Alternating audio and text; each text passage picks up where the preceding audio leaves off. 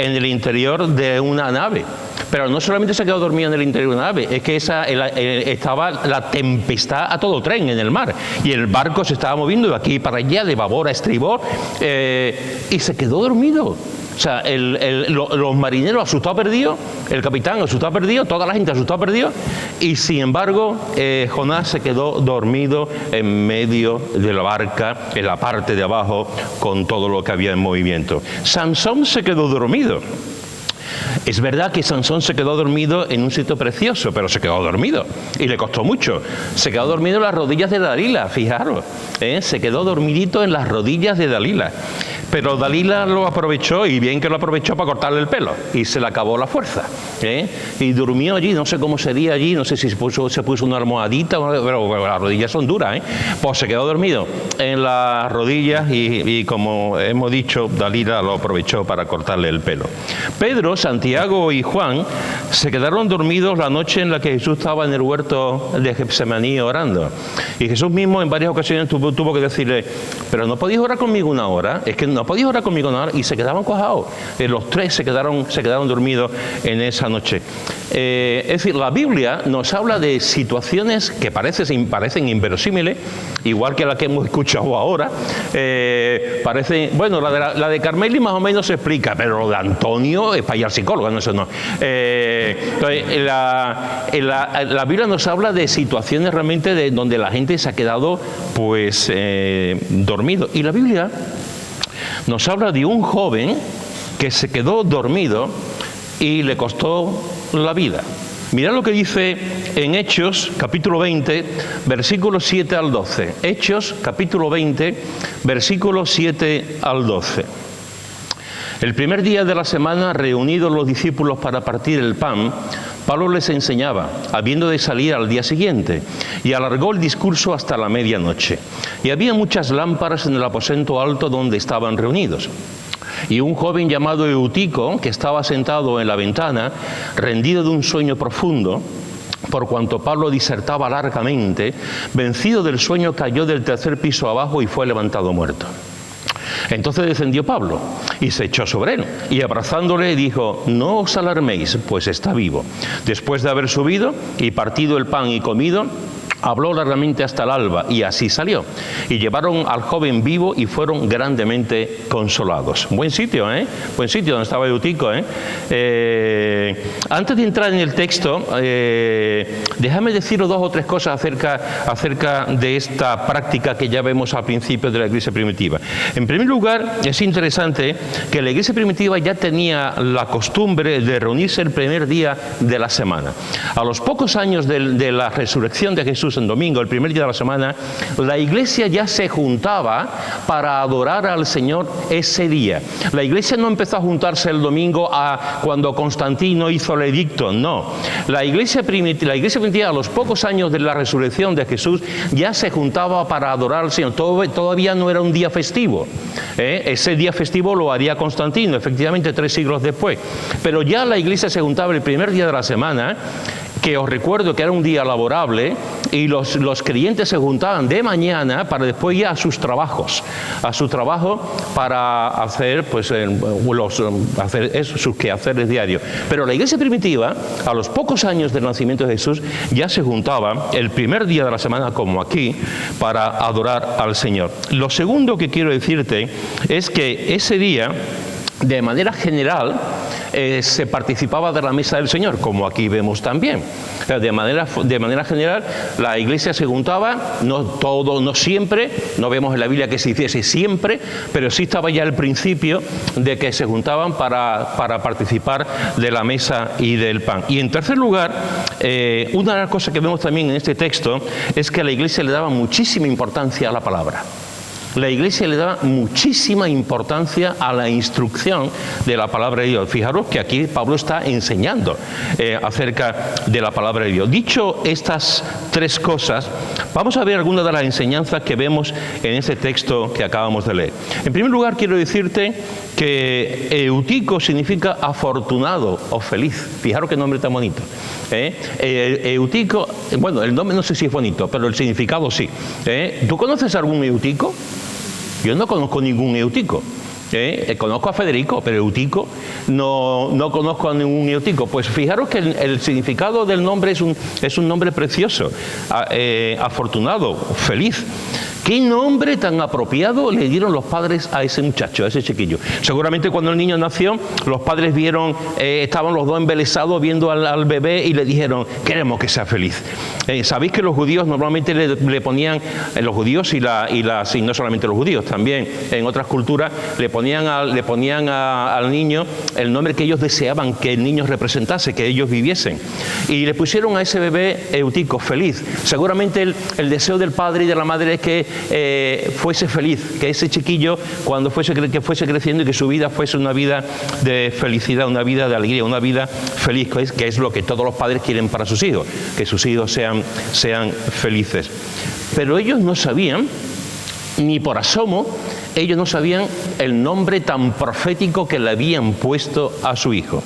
Porque estoy seguro que el día en que pasó esto y él cayó y el niño fue resucitado, estoy seguro que fue el día más feliz de Eutico y el día más feliz de los padres también.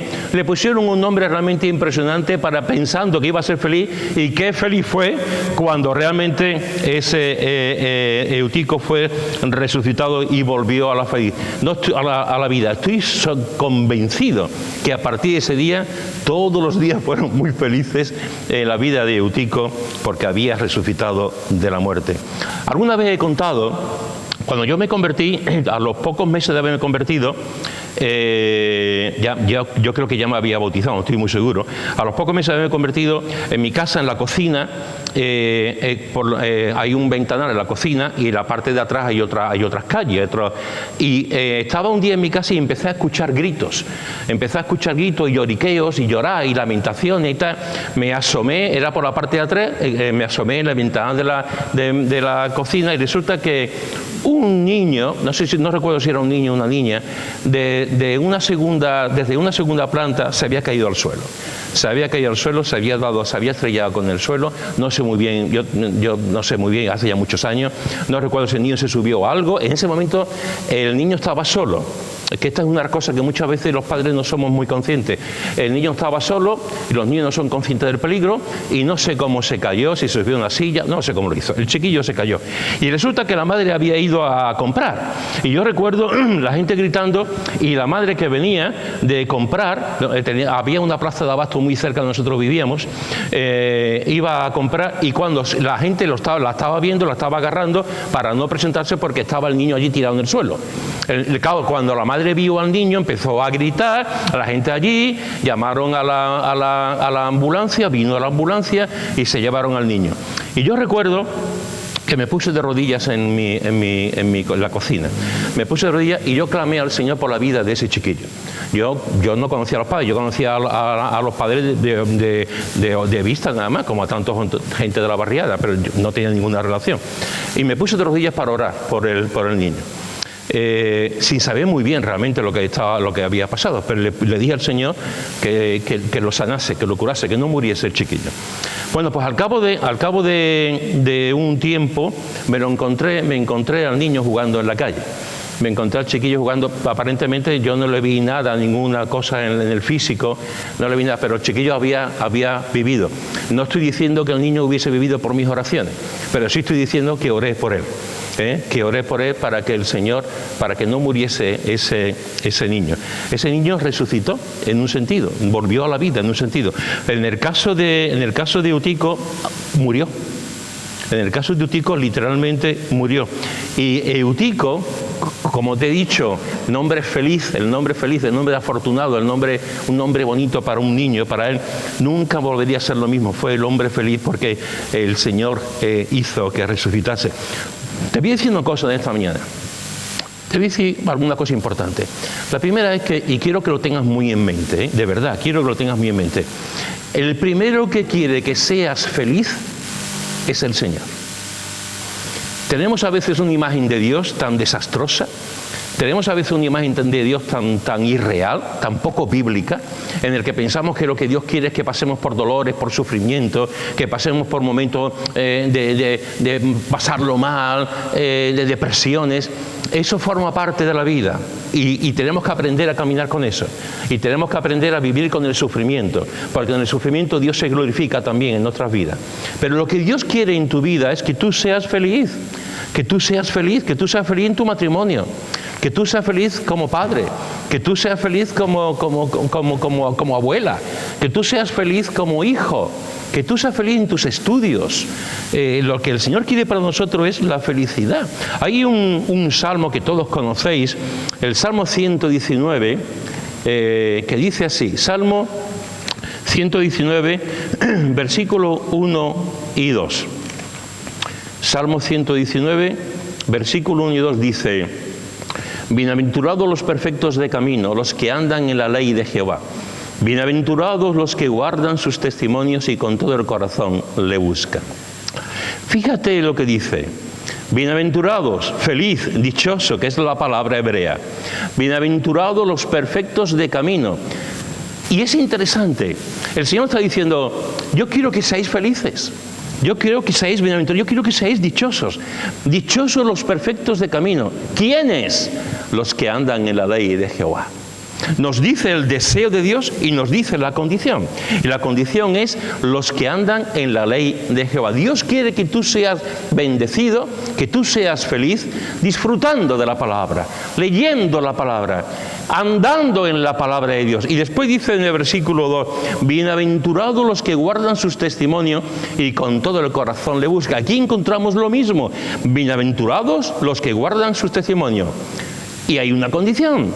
También con todo el corazón le buscan. Esto es una promesa del Señor, ¿eh? Esto es una cosa de hoy, me lo creo, mañana no me lo creo, depende cómo me levante. Aquí hay una promesa. Acéptala, cógela en tu vida, agárrate a la promesa. La promesa es que tú serás feliz andando en la ley de Jehová, que tú serás feliz guardando la palabra de Dios, que tú serás feliz buscando al Señor. Y cuando tú lees la palabra de Dios, no solamente estás leyendo un libro, digamos, de aventuras, de historia, tú estás leyendo el libro de Dios. Y el libro de Dios te está diciendo que si tú lees ese libro, tú vas a ser feliz. Y no solamente que vas a ser feliz leyendo el libro, sino poniendo en tu vida las prácticas que el libro te está enseñando, que lo que te está diciendo la palabra de Dios. Un creyente será feliz siempre y cuando ponga la palabra de Dios en su vida. Por eso hay tantos creyentes que realmente pasan también tantas complicaciones y tantos difíciles, porque nunca leen la Biblia. Hay creyentes que no saben absolutamente nada de la Biblia y llevan 20 años en el Señor y no conocen, no leen, no meditan, no memorizan, no averiguan, no estudian la palabra de Dios. Y la palabra de Dios, esto es una promesa, nos está diciendo que seremos bienaventurados si guardamos la palabra de Dios y la vivimos. Eso es lo que el Señor quiere, que seamos felices, y entre las cosas que Él ofrece, que Él nos da, está la palabra de Dios. En Hechos, en el mismo capítulo 20, que estamos viendo, Hechos capítulo 20, versículo 35, hay un texto maravilloso que dice, Hechos 20, versículo 35, dice: en todo os he enseñado, dice el apóstol Pablo, en todo os he enseñado que trabajando así se debe ayudar a los necesitados. Y recordad las palabras del Señor Jesús que dijo, más bienaventurado es dar que recibir. Más bienaventurado es dar que recibir. Déjame decirte esto claramente también. Tú eres feliz, tú eres bienaventurado en el momento en que abres tu Biblia y tú le dices al Señor, Señor, háblame. Señor, háblame para que yo lo viva, para que yo viva lo que tu voluntad quiere para mí. Pero otra de las cosas que el Señor nos dice, que tú serás feliz si aprendes a dar.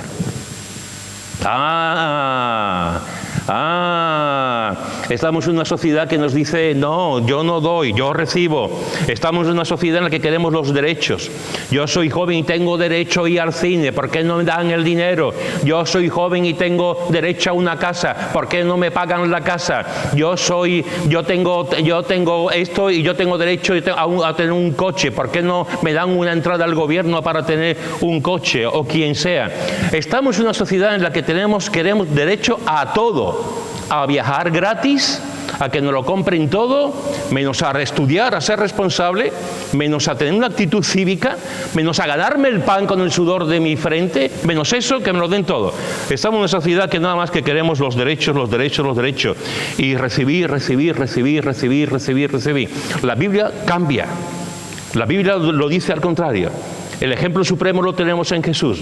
Y aquí el apóstol Pablo nos está diciendo que es más bienaventurado es dar que recibir.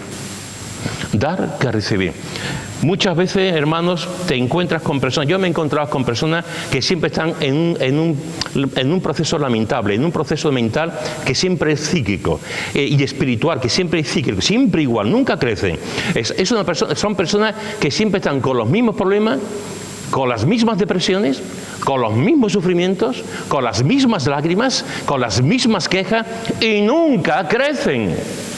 Nunca crecen, nunca maduran, siempre están exactamente en el mismo sitio de hace 25 años, ni para atrás ni para adelante, ahí, no crecen, como es la voluntad de Dios, que crezcamos en gracia y en el conocimiento de nuestro buen Dios y Salvador Jesucristo. Hay gente que nunca crece, siempre tiene los mismos problemas.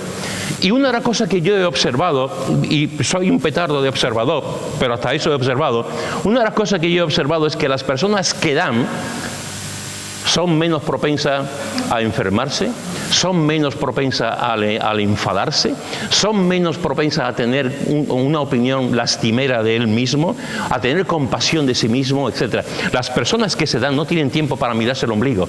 Las personas que se dan tienen tiempo para ver a los demás. Las personas que se dan tienen tiempo para ver las necesidades de los demás. Si tú no das nada, si tú no te ofreces a los demás, si tú no haces nada por los demás, solamente te vas a concentrar en ti. Solamente te vas a concentrar en ti, en tus luchas, en tus pecados, en tus situaciones personales. La persona que da se desprende del mismo, se desprende de sus inquietudes, de sus cosas, para darse por completo a la persona. Jesús vino a ofrecerse a los demás, Jesús vino a darse a los demás, Jesús vino a entregarse a muerte por los demás. El apóstol Pablo está diciendo exactamente lo mismo. Tienes un problema, déjate de mirarte el ombligo, déjate de mirarte hacia adentro y date a los demás. Busca sitios donde poder ayudar, busca a personas donde poder estar con esas personas, busca necesidades donde puedas estar con la gente. Deja de mirarte a ti mismo y déjate de darte pena, déjate de darte pena, porque hay mucho más gente con pena más que tú, con más sufrimiento que tú, con más problemas que tú. Y cuando tú te das a los demás, el Señor te bendice. Cuando tú te das a los demás, el Señor te bendice. Así que el Señor quiere que seamos felices, por eso nos da una herramienta como la palabra de Dios, y por eso nos da una actitud, una obediencia, un mandato que es daros a los demás, daros a los demás, entregaos a los demás, da dinero a la obra de Dios, da dinero a la obra de Dios. Da de tu tiempo a la gente. A mí siempre me sorprende que la gente dice, yo te quiero mucho, yo te quiero mucho, yo te quiero mucho. Y tú dices, ¿pero tú estás conmigo? Yo te quiero mucho, yo te quiero mucho, pero tú me llamas, yo te quiero mucho, yo te quiero mucho, yo te quiero mucho, pero tú oras por mí, yo te quiero mucho, yo te quiero mucho, yo te quiero mucho, pero si ni me saluda, ni me saluda los domingos, ni hace nada. O sea, si para ti alguien es importante, lo más valioso que tú tienes para darle es tu tiempo.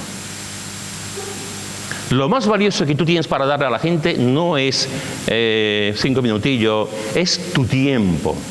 Por lo tanto, hermanos y hermanas, da de tu amistad, da de tu amor, da de tus oraciones, da de tu hospitalidad, da de tus ofrendas, ayuda y date por completo en la obra de Dios. Así que te he dicho en esta mañana que Eutico significa afortunado o feliz. Y otra cosa que vemos en Eutico es que sabemos que era joven. Sabemos que era un joven. La palabra que aquí se ha traducido como joven en el griego es neamnias, que significa que tendría aproximadamente unos 14 años.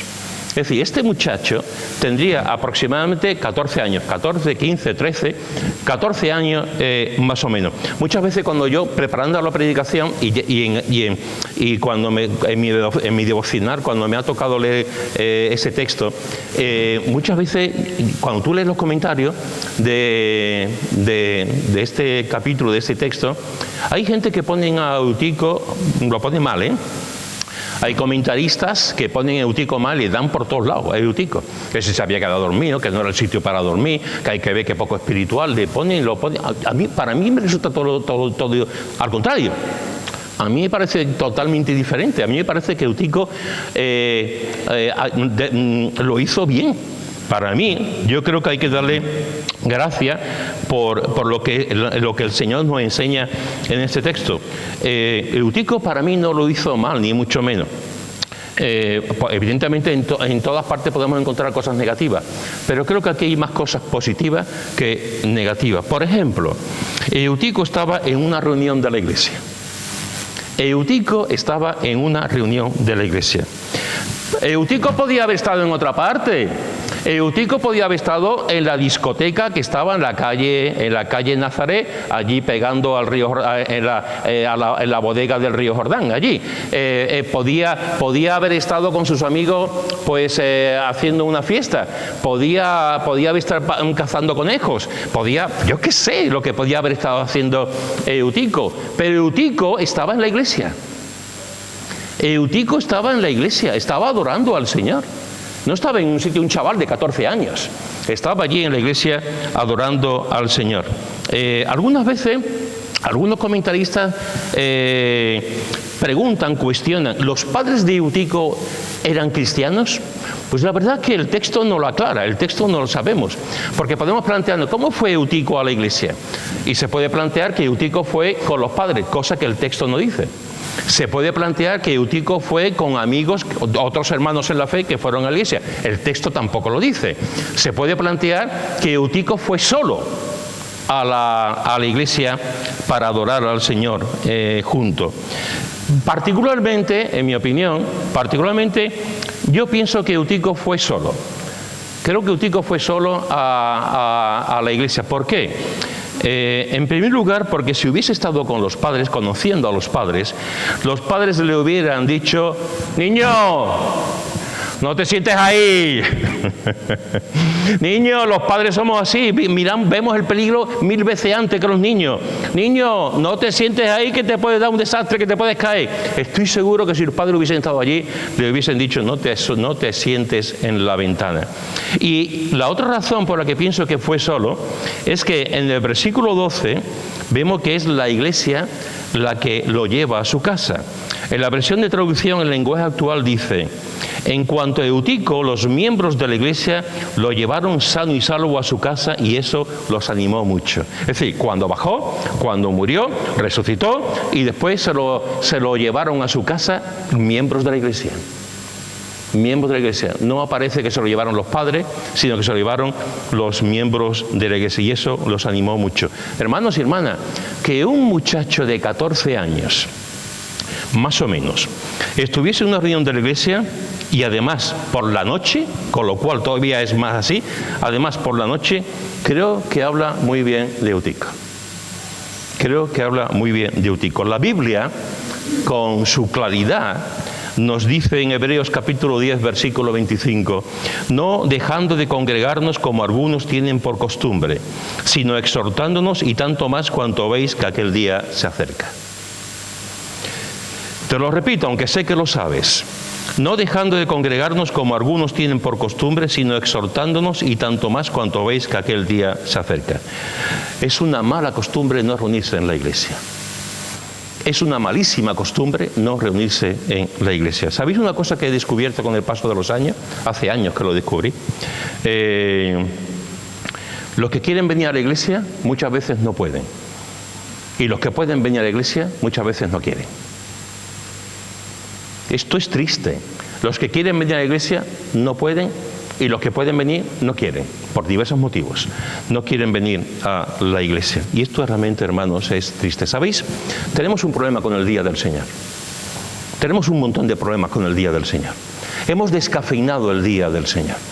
Hemos descafeinado, le hemos quitado hierro a la santidad del día del Señor. Al principio, toda la cristiandad entera se juntaba el día del Señor, el domingo, para adorar al Señor. Así ha sido durante siglos. En los últimos años estamos cambiando la tendencia. Estamos diciendo, entre todos estamos diciendo, bien, si todos los días son del Señor, todos los días son del Señor. El día que Jesús resucitó, el domingo, también es el día del Señor. Y hemos quitado la santidad, la profundidad teológica del día del Señor, porque todos los días son iguales. Y nos hemos olvidado que este es el día del Señor. Nos hemos olvidado que el día del Señor no está para comer churros por la mañana, que el día del Señor no está para comer un cocido por la tarde, que el día del Señor no está para dar un paseo. Nos hemos olvidado que el día del Señor está para adorarlo. Y le quitamos hierro al día del Señor porque lo suplimos con otras cosas, lo cambiamos por otras cosas. Antes del día del Señor tú venías a la iglesia arreglado, tú venías al Señor con una ropa nueva, tú venías al Señor, hoy en día venimos a la iglesia más o menos aceptablemente, eso sí, aceptablemente, pero ya no venimos como esa cosa que vamos a la presencia del Rey, vamos a adorar al Señor, porque como todos los días son iguales, para el creyente todos los días son iguales, y nos olvidamos de la importancia de apartar un día, porque además es un mandato, de apartar un día para adorar al Señor. Hoy en día, el día del Señor no es tan importante. No es tan importante, lo suplimos con 1000 cosas. Que me tengo que quedar en mi casa para pintar la casa, me quedo en mi casa para pintar la casa y no vengo al culto. Que tengo que celebrar un cumpleaños por la mañana, pues lo celebro el cumpleaños por la mañana y no vengo al culto. Que tengo que hacer un mandado, pues no vengo al culto. Que me quedo, que salgo de trabajar y en vez de descansar un poquito y ir al culto, me quedo dormido y no pasa absolutamente nada. Es decir, estamos quitándole la importancia que la Biblia le da a la palabra de Dios. Y no solamente eso, hermanos y hermanas, no solamente eso, sino que además estamos cambiando la adoración por la responsabilidad, que es muy diferente. Hay gente que viene, aquí no, en nuestra iglesia no, en muchos sitios sí, gente que viene, están en la alabanza y después se van.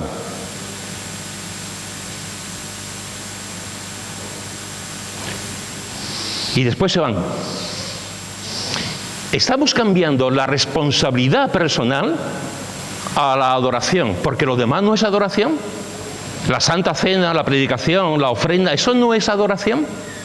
Y sin embargo, se está haciendo en todas partes, Hoy estoy haciendo amigos. Se está haciendo en todas partes. No solamente aquí, en Nueva Vida también ocurre, y en muchos sitios también ocurre. Es decir, yo no sé lo que pasaría si yo, por ejemplo, como pastor de la iglesia durante muchos años, yo hubiese venido solamente a predicar. Ustedes se imaginan, ¿y dónde está Pedro? No, Pedro viene ahora a predicar. Y me hubiese cortado, no hubiese estado en el tiempo de la alabanza, ni hubiese participado del pan del vino, ni en la Santa Cena, ni nada, ni la ofrenda, y solamente hubiese venido a predicar. ¿Qué hubiese pasado conmigo? Antonio como pastor, que Antonio venga solamente a predicar. A ver qué pensamos de Antonio como pastor. Pues yo vengo con un sentido de responsabilidad, evidentemente. Yo vengo al culto, creo que es importante que estoy en el tiempo de alabanza, pero después me voy. ¿Alguna vez es lícito? Sí. ¿Pero siempre? ¿Siempre? Y para mí es más importante que yo tengo que estar porque canto, porque esto, por lo otro, como dándole más importancia a una parte donde yo estoy que al resto del culto donde yo no estoy. Pero eso se nos olvida que hay un espectador, y ese espectador al que tenemos que adorar se llama Dios, y estamos adorándolo, y que Jesús está aquí, como dice su palabra, en medio de nosotros. Estamos descafeinando el día del Señor, estamos quitándole hierro al día del Señor. Estamos supliendo el día del Señor con otras actitudes más mundanas, más carnales. Hoy en día, como todo lo malo es bueno y todo lo bueno es malo, pues empleamos argumentos, decimos cosas y nos quedamos tan pancho y tan campante. El día del Señor es un día importantísimo. ¿Que tenemos que comer churro? Claro. ¿Que podemos comer un cocido? Claro. ¿Que podemos andar? Claro. Pero es el día del Señor, no lo olvides. No lo olvide. Y venimos a darle culto todo el día, no solamente un par de horas. Venimos a darle culto al Señor, y me da la impresión de que en los últimos años la idea que tenemos del culto del domingo es un par de horas nada más. Un par de horas nada más. y después le quitamos la santidad y lo que el Señor nos puede mostrar en ese tiempo de día del Señor. Por lo tanto, fijaros que Eutico era un joven que se reunía en la iglesia, un joven. Esto es importante, ¿eh? No estaba viendo el fútbol, ni estaba viendo el Atlético de Madrid con el Bilbao. No sé por qué he dicho eso. No estaba viendo, estaban allí en el culto, adorando al Señor. Otra cosa positiva de Eutico es que se esforzó para no dormirse.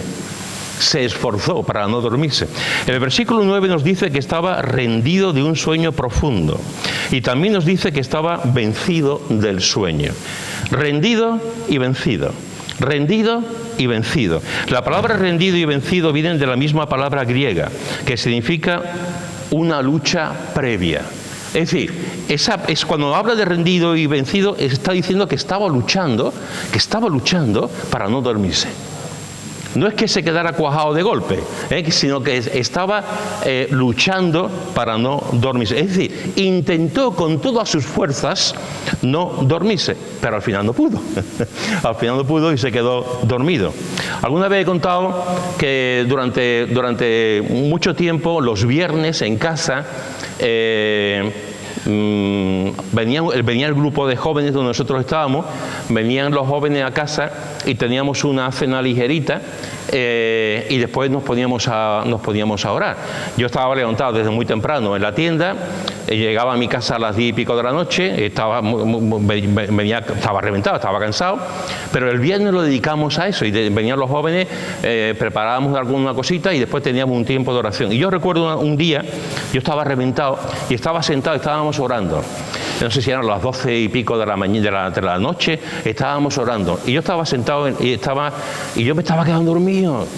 Me estaba quedando así, como algunos de ustedes ahora. No, eso no. Estaba quedando dormido y yo digo, Señor, yo no, me levanté, digo, no, porque me voy a levantar para no quedarme dormido. Yo, mi mujer ahí sentada, los demás ahí llorando, y yo me puse de pie. Pues, ¿queréis creerme que me quedé cuajado? ¿Queréis creerme? Yo no sé si ronqué, no sé. ¿Queréis creerme que me quedé dormido de pie? No fue una hora. Sí, que me quedé una hora con un Guinness, vamos, tengo récord de Guinness de haberme quedado dormido de pie. No sé, pues nada, unos cuantos segundos, pero me quedé dormido. De pie. Estaba luchando para no dormirme, pero me quedé dormido, no sentado, sino de pie. Esto fue lo que le pasó a Eutico. Lo que le pasó a Eutico es que se quedó dormido, pero intentó luchar con todas sus fuerzas para no quedarse dormido. Algunas cosas que hay que tener en cuenta para Eutico, para su bien. Algunas cosas que hay que tener en cuenta es que la predicación de Pablo fue muy larga. La predicación de Pablo no fue 1 hora, 2 horas, 3 horas, 4 horas. La predicación de Pablo fue una noche entera. Qué poco lugar tendría Pablo hoy en día en las iglesias. Lo echarían a patadas hoy en día. Lo echarían a patadas. Muy pocas iglesias aguantarían a Pablo estaría todo el mundo, ¡Pablo! Y no, vamos, sería un desastre el apóstol Pablo en mí, el pobrecito hoy. Lo echarían de todas partes, porque nadie aguanta más una predicación de más de 1 hora. Ya es el pecado imperdonable. El pecado imperdonable, una predicación de más de 1 hora. ¡Oh! Pecado ahí. Pues Pablo no aguantaba ni 2 minutos en cualquier iglesia hoy en día.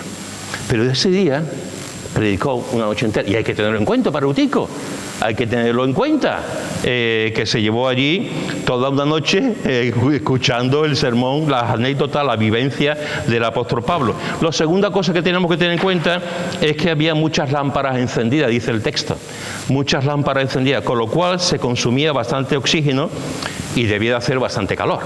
Debía hacer bastante calor, que también, pues de alguna forma también afectó para que se quedase dormido. Y en tercer lugar, y no hay que olvidarlo, es que era un crío. Es que tenía 14 años. Y si la predicación era larga, si hacía mucha calor y era de noche, 2 más 2, 4. Y si era jovencito y estaba luchando para no quedarse dormido, pues se quedó dormido. Pero lo intentó no quedarse dormido. Hermanos y hermanas, Yo prefiero a cristianos que vengan a la iglesia y luchen por no quedarse dormidos, a cristianos que se queden en su casa totalmente despiertos. Porque habla de la condición espiritual de cada uno. El que se queda en su casa totalmente despierto está diciendo algo, y no es positivo. Y el que viene a la iglesia, aunque se quede dormido porque está trabajando, está diciendo algo importante también con su actitud. Otra cosa que vemos en el texto es que la iglesia lo quería mucho. La iglesia lo quería mucho. Fijaros que cuando se cae de la ventana y muere, enseguida bajó Pablo e hizo el milagro de resucitarlo. Y fijaros que dice, no os alarméis. No os alarméis, dice el apóstol Pablo a la iglesia. En el griego, esta palabra es torubeo, que significa llorar a gritos. Es decir, cuando Pablo baja, Eutico se cae, Pablo baja y le está diciendo a la gente que estaban allí, que estaban llorando a gritos porque Eutico estaba muerto, porque se había caído, estaba muerto. Estaba la iglesia llorando a gritos. Y Pablo dice, no os alarméis. No os alarméis. ¿Tú recuerdas que alguien de la iglesia hubiese llorado por Ananías y por Zafira? ¿Tú recuerdas a la iglesia allí llorando por ese matrimonio? No hubo nadie que lloró por Ananías y por Zafira. El texto no lo dice. Sin embargo, aquí Eutico murió y estaba la iglesia, los miembros, los que estaban en ese momento, estaban allí llorando a gritos por él.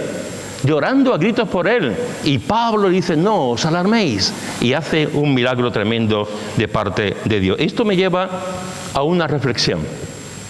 Y la reflexión es la siguiente. ¿Somos queridos por los demás? ¿Somos amados por los demás? ¿Los demás lloran por nosotros? Déjame decirte un poco más claro. ¿Los demás lloran por ti? Déjame decirte otra vez un poquito más claro. ¿Tú lloras por los demás? ¿Tú te preocupas por los demás? ¿Lo que hace sufrir a tu hermano a ti te hace sufrir? ¿Lo que a tu hermano le hace daño a ti te hace daño? Porque aquí la iglesia lloró a grito pelado. Porque un miembro, un joven, murió en la caída. Y es interesante, estamos tan poco acostumbrados a los milagros, estamos tan poco acostumbrados a lo sobrenatural, leemos el libro de los Hechos y pensamos que es para aquella época, y decimos, no, esto ya no, ya Dios no hace milagros, ya Dios no levanta muertos, ya Dios no pasa estas cosas. Es sorprendente cómo hemos cambiado la teología que aparece en la Escritura, la hemos cambiado con el paso de los siglos y la hemos amoldado a nosotros, a lo que pensamos. Hemos quitado lo sobrenatural, lo milagroso de lo que Dios hace. Pablo cae, Eutico se baja y le dice, no os alarméis.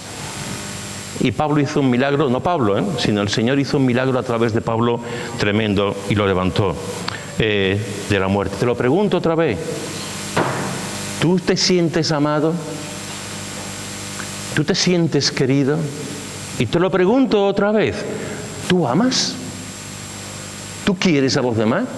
¿O hemos llegado al hecho de ser creyentes con un conocimiento teórico de la palabra de Dios, pero no la praxis, no la práctica? Hemos llegado al conocemos la Escritura, pero no amamos al que está al lado. Yo estoy hasta el gorro de gente que conocen la Biblia muy claro y no son capaces de mover un dedo por la persona que tienen al lado. Hasta el gorro. Estoy cansado de ver gente saben muchísimas cosas de la palabra de Dios, pero no los ponen en práctica nunca. Nunca. ¿Tú amas a las personas que tienen a tu alrededor? La iglesia lloraría por ti si tú no vinieses. La iglesia se preocuparía por ti si tú no vinieses. Y tú te preocuparías por los demás. Y fijaros que Dios le devolvió a la vida. Fue un milagro impresionante. Los milagros que hizo Jesús con la hija de Naín, con Lázaro, etc., fueron impresionantes. Pero este no era Barrazaga. Fue impresionante el milagro. Aquí vemos que Eutico fue un joven que iba a la iglesia, que se esforzó para no dormirse y que la iglesia lo quería mucho. y que Pablo bajó e hizo un milagro tremendo. A mí me sorprende mucho, de verdad, hermano. A mí, yo muchas veces cuando leo este texto, ya sabéis que muchas veces he dicho que la Biblia tiene un profundo sentido del humor. Un profundo sentido del humor en muchos pasajes. El apóstol Pablo baja. El apóstol Pablo ve a Eutico muerto. El Señor socorre a Pablo, lo utiliza para darle vida. Y Pablo podía haber dicho, hermano, vamos a dejarlo. Yo soy Pablo, que nunca seré, pero yo soy Pablo y digo, hermano, vamos a dejarlo porque vaya nochecita que hemos tenido, cada uno se vaya a su casa, ya está bien con lo que yo he enseñado, con lo que yo he predicado, vamos a acompañar a Eutico a su casa porque vaya tela. El apóstol Pablo lo levanta, el apóstol Pablo sube otra vez y el apóstol Pablo se pone a predicar otra vez. Pero ¿de qué está hecho Pablo? ¿De qué manera está? Se puso a predicar como si no hubiese ocurrido nada. Y allí estaba la gente mirándolo y diciendo, ¿quién será el próximo? No, eso no. Allí estaba predicando el apóstol Pablo, contando lo que el Señor estaba haciendo en su vida y las cosas que habían pasado en sus viajes misioneros. Y siguió como si nada hubiese ocurrido. Aquí en cualquier iglesia hoy en día eso ocurre, y no solamente el pastor, cualquiera de la iglesia diría, vámonos, vámonos, que esto ya, vámonos, porque esto no ya es normal. Cualquiera lo hubiese dicho. El apóstol Pablo siguió predicando y no dice el texto en ningún sitio que la gente le dijera que no. siguió predicando toda la noche. Es tremendo. Antes de terminar el texto, la predicación, déjame decirte dos cosas más sobre esto. En primer lugar, decirte también que la predicación para Pablo era muy importante. La predicación para Pablo era muy importante. Estuvo predicando hasta el alba, un montón de horas.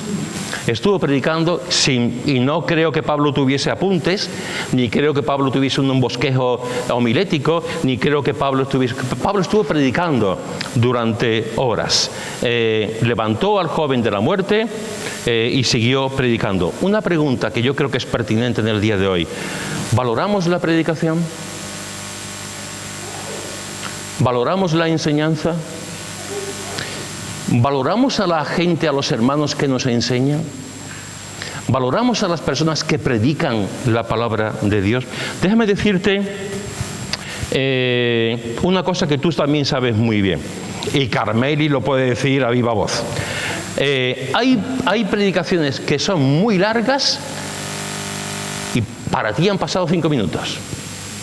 Hay predicaciones que son muy cortas y para ti han pasado 5 horas. ¿Eso cómo es posible? Yo he escuchado, hermanos, que yo he predicado, pero también he escuchado predicaciones. Yo alguna vez he escuchado predicaciones que tú dices, ¿cuándo va a acabar? ¿Cuándo va a acabar? Y yo sé lo que cuesta. Preparar una predicación es sangre, sudor y lágrimas, Preparar una predicación son un montón de horas. Ponerte delante de Dios, yo sé lo que cuesta. Yo no soy de las personas, yo sé muy bien lo que cuesta predicar, pero yo he escuchado a gente decir, recuerdo una vez en Manantiales de Vida que estábamos allí en un campamento y el conferenciante estaba en una mesa, y no sé cuánto tiempo, no sé si fueron 2 horas que estaba predicando. Yo y mi mujer nos mirábamos ya desesperados allí, porque además no era un hombre enérgico, no era un hombre siempre con la voz igual. No había una subida, una bajada, no ponía ilustraciones, no te cambiaba, no, era siempre igual. Y estaba ahí 2 horas y decía, a ver si toca la campana, alguien viene, alguien que tenga compasión. Y está hablando alguien que ha predicado toda su vida, que sé lo que cuesta.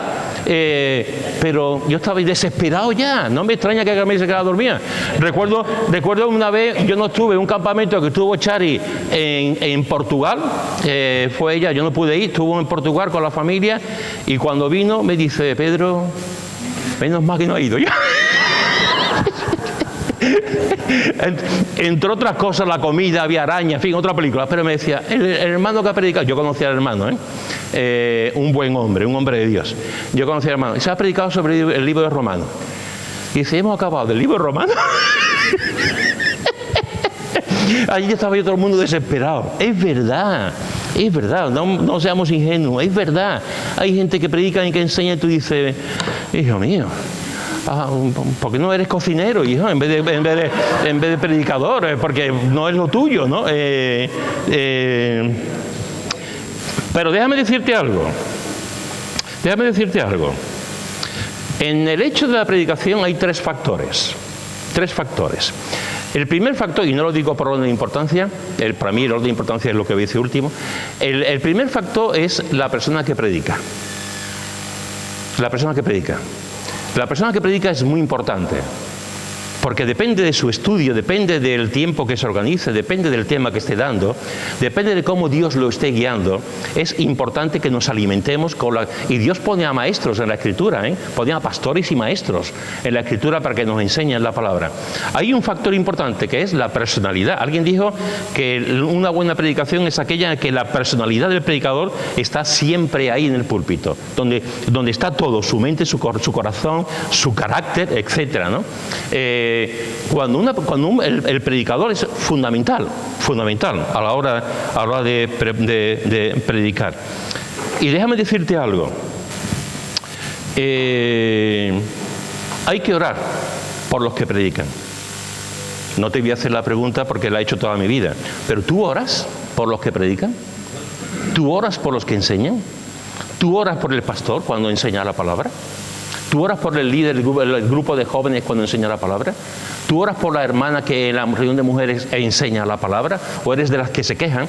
¿O eres de la que ésta lo hacía mejor? ¿O eres de...? O sea, tenemos que orar por las personas que predican porque tienen una responsabilidad enorme. Por lo tanto, el primer factor que aparece en la predicación es la persona que va a predicar, que tiene que estudiar, que tiene que ponerse de rodillas, que tiene que pedir la dirección del Señor, que tiene que dar comida a un montón de gente, cada uno de forma diferente. Uno tiene una necesidad, otros tienen otra necesidad. Pero Dios va guiando a la persona que va predicando. El segundo factor de la predicación tiene que ver con el que escucha, con la persona que escucha. Y aquí, hermanos y hermanas, tenemos que analizarnos. Tenemos que mirar cómo estoy yo espiritualmente. ¿Para qué vengo a la iglesia? Entiendo, como he dicho antes, que no todos los que enseñan tienen el don para enseñar. Lo entiendo, lo sé. No todos los que enseñan, no todos los que predican tienen el don de la predicación. Yo conocí a un pastor, un hombre de Dios, todavía está vivo, ya está jubilado. Un hombre con que tiene todos mis respetos, un líder a nivel nacional, pero su don no es la predicación. Yo lo escuchaba predicar y predicaba, el abono le acompañaba, era muy flemático en la predicación, la gente se aburría, pero tenía otras cosas. Era pastor, quedaba con la gente, visitaba a la gente, se interesaba por la gente, oraba por la gente, quedaba con las personas.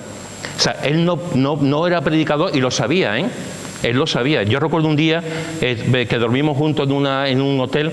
Él estaba en una cama, yo estaba en otra, estábamos juntos en el hotel. Y él me decía, yo sé que yo no predico bien. Él reconocía eso. Pero era un hombre sabio, porque invitaba a mucha gente a predicar.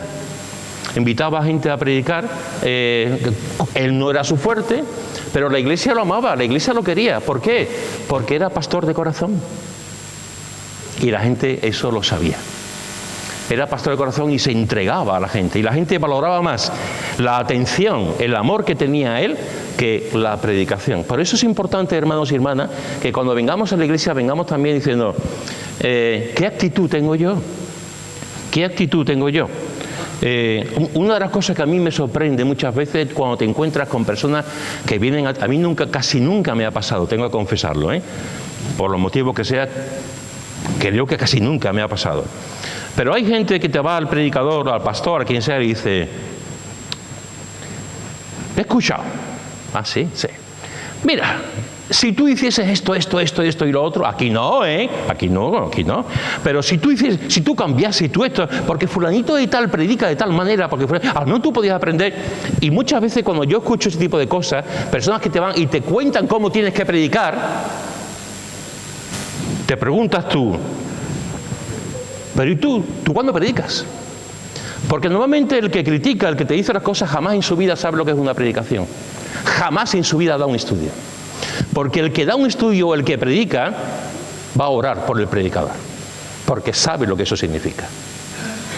Porque sabe lo que eso tiene. Cuidado con aquellos que vienen y con el cuento de que somos hermanos en la fe, palo al burro.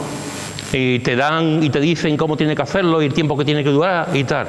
No, eso es algo que hay que tener mucho cuidado. Hay 3 factores: el predicador y el que escucha. Ven preparado, ven lo que Dios te quiera decir a ti, no pienses en el que está al lado, lo que Dios te quiera decir a ti. Y en tercer lugar, y es el factor más importante, está el Espíritu Santo. El factor más importante está el Espíritu Santo. El Espíritu Santo es el que lleva la palabra y la palabra de Dios no volverá a él vacía. Esa es una promesa también. Y el Espíritu Santo nos ayuda a entender la palabra y ayuda al predicador también a la hora de compartir la palabra. Así que para Pablo la predicación era muy importante. Y una iglesia bíblica es aquella que también la predicación es sumamente importante. Sumamente importante. La enseñanza de la palabra de Dios. No un librito, no esto, sino la enseñanza de la palabra de Dios. Y en segundo lugar, ¿qué quieres que te diga? Ten cuidado donde te sientas.